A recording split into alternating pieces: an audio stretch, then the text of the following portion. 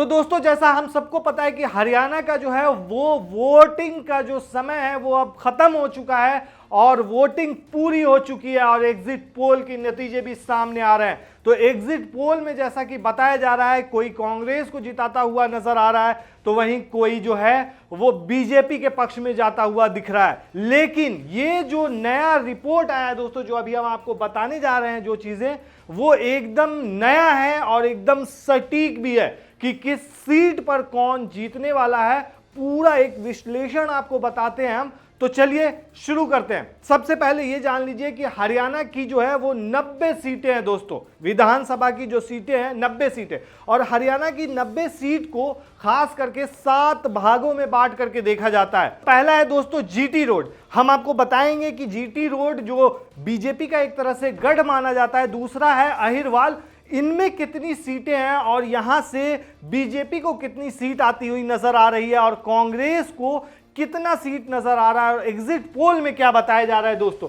तो पहला जो है वो जीटी रोड है, 7 भाग में जो बांटा गया है हरियाणा को, उसमें से पहला जीटी रोड, दूसरा है अहिरवाल बेल्ट, तीसरा साउथ हरियाणा, चौथा बांगर बेल्ट, बांगर बेल्ट को हरियाणा का हर्ट भी कहा जाता है। उसके बाद आता है दोस्तों देशवाल बेल्ट, और छठा जो आता है दोस्तों वो जाट बेल्ट आता है, एक तरह से कहा जा सकता है जाट लैंड जिसको कहा जाता है। और उसके बाद आता है मेवात, जिसको एक तरीके से मुस्लिम का एरिया कहा जाता है। तो इन 7 क्षेत्र में एक तरह से जो है हरियाणा बटा हुआ है। और यहां पे दो जो जगह है दोस्तों जो आपके सामने देख रहे हैं, जीटी रोड और अहिरवाल, ये 2 जगहों पर बीजेपी का जो है अच्छा गढ़ माना जाता है। तो चलिए अब आपको हम बताते हैं कि कहां से कौन जीतने वाला है। तो जहां तक देखा जा रहा है कि जीटी रोड जो है ये बीजेपी का गढ़ माना जाता है दोस्तों, और यहां 35 सीटें आती हैं। असेंबली की जो सीटें हैं हरियाणा की, यहां की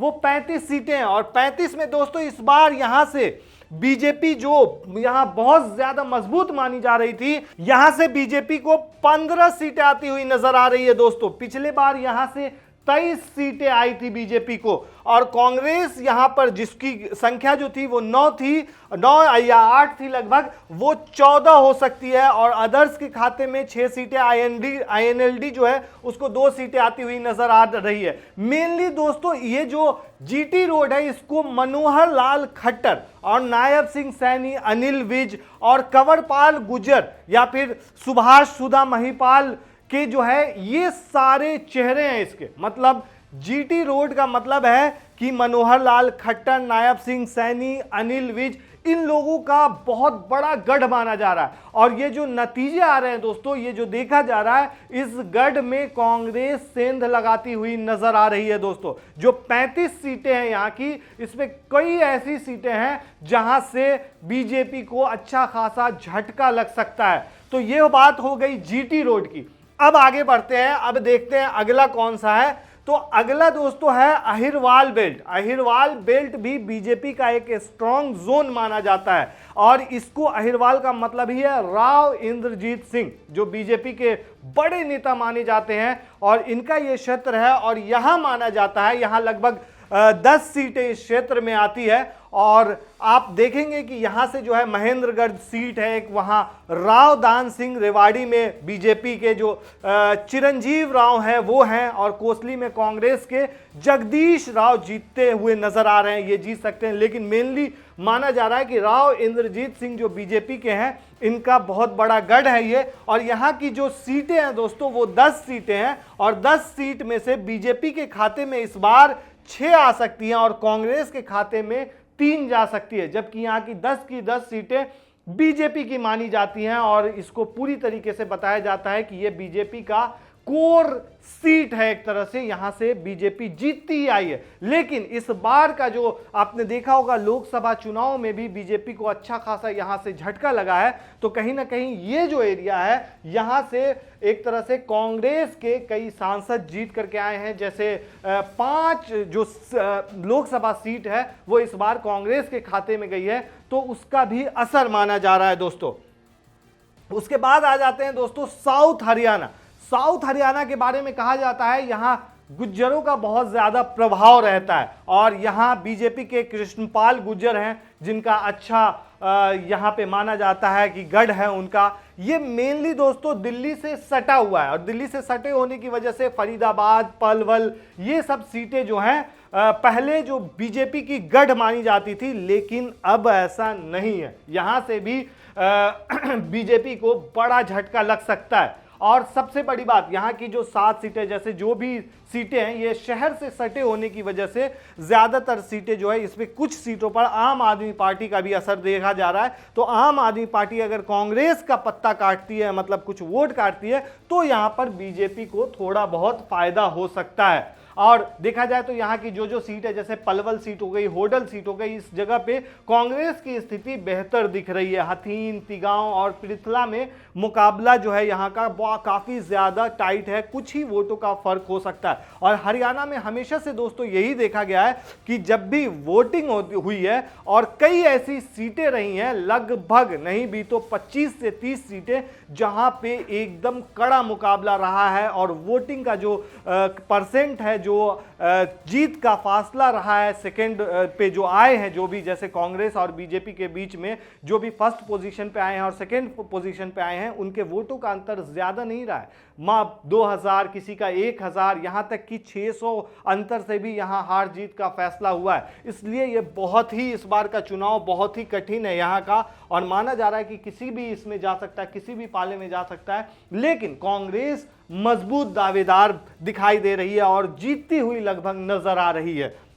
उसके बाद दोस्तों आते हैं बांगर बेल्ट में, इसी को हरियाणा का हर्ट कहा जाता है एक तरीके से, और यहां रणदीप सुरजेवाला हैं, उनका बहुत ज्यादा यहां इन्फ्लुएंस रहता है। और ये खास करके माना जाता है दोस्तों कि ये मेनली कांग्रेस का गढ़ है एक तरीके से। और जो सबसे ज्यादा यहां की हॉट सीट रही है हरियाणा की, वो रही है विनेश फोगाट, जहां से चुनाव लड़ रही है, यानी कि जुलाना सीट। और जुलाना सीट जो है इसी क्षेत्र में, यानी कि बांगर बेल्ट में, हरियाणा के हर्ट में आता है। तो यहां मेनली 9 सीटें हैं और 9 सीटों पर इस बार जो है बीजेपी साफ हो सकती है और कांग्रेस अपना परचम लहरा सकती है। यहां से जीतते हुए नजर आ रही हैं विनेश फोगाट, जो है वो जुलाना से जीत दर्ज कर सकती हैं दोस्तों। वहीं दुष्यंत चौटाला भी यहां अच्छा मायने रखते हैं, और ब्रिजेंद्र सिंह हैं जो जीत दर्ज कर सकते हैं यहां से, वो भी कांग्रेस से हैं। यहां की मेन सीट जो है दोस्तों उचाना हो गई, जुलाना हो गया और नरवाना हो गया,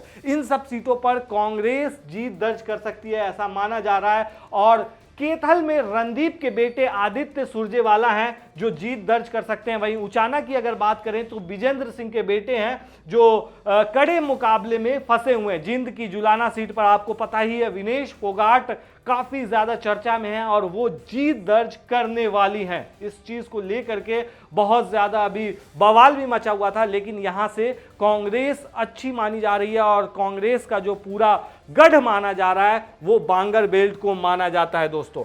अब आगे बढ़ते हैं, अब देखते हैं देशवाल बेल्ट दोस्तों।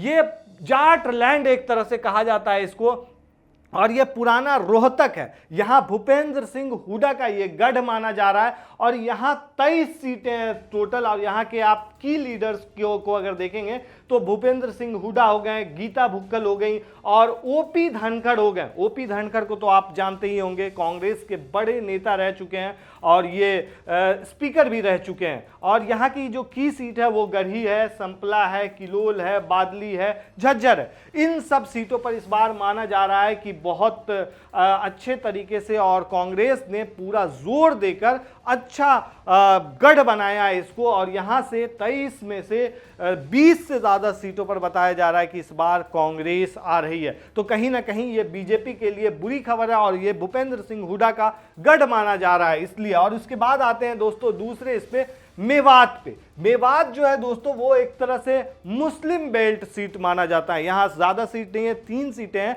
लेकिन यहाँ का नूह इलाका हो गया, जैसे जहाँ अभी दंगा भड़का था, ये भी बहुत ज़्यादा सुर्खियों में रह चुका है दोस्तों। तो यहाँ से भी माना जा रहा है कि इस बार बीजेपी के खाते में 0 सीटें जाएंगी और टोटल की टोटल 3 सीटें जो हैं वो कांग्रेस के खाते में जाती हुई नज़र आ रही है। यहाँ आफ्ताब अहमद हैं, मामन खान हैं जो एक अभी मामले में भी फंसे हुए थे, और लेकिन यहाँ का जो पूरा सीट है वो जाता हुआ दिखाई दे रहा है कहीं ना कहीं कांग्रेस के खाते में। तो इस तरीके से दोस्तों जैसा हमने देखा अभी कि 7 जो भी बेल्ट है हरियाणा के, 7 बेल्ट में से जो 2 बेल्ट है अहिरवाल हो गया या जीटी रोड हो गया, तो इन बेल्ट में से दोनों बेल्ट बीजेपी के गढ़ माने जाते हैं, लेकिन इन दोनों में बीजेपी को कहीं ना कहीं इस बार नुकसान हो रहा है और साफ सीधे तौर पर बीजेपी पिछड़ती हुई नजर आ रही है। और इन सब के बीच में जो सबसे इंपॉर्टेंट चीज है दोस्तों कि 90 जो हरियाणा की जो सीटें हैं विधानसभा, उसमें से बीजेपी को 23 से 25 सीटें आती हुई महज दिख रही है। वहीं 50 सीटों पर यानी 50 से ज्यादा सीटों पर इस बार कांग्रेस जीतता हुआ नजर आ रहा है दोस्तों। वहीं अब आपको हम बताते हैं मेन सीट कौन सी है और कहां से कौन जीत दर्ज करने जा रहा है।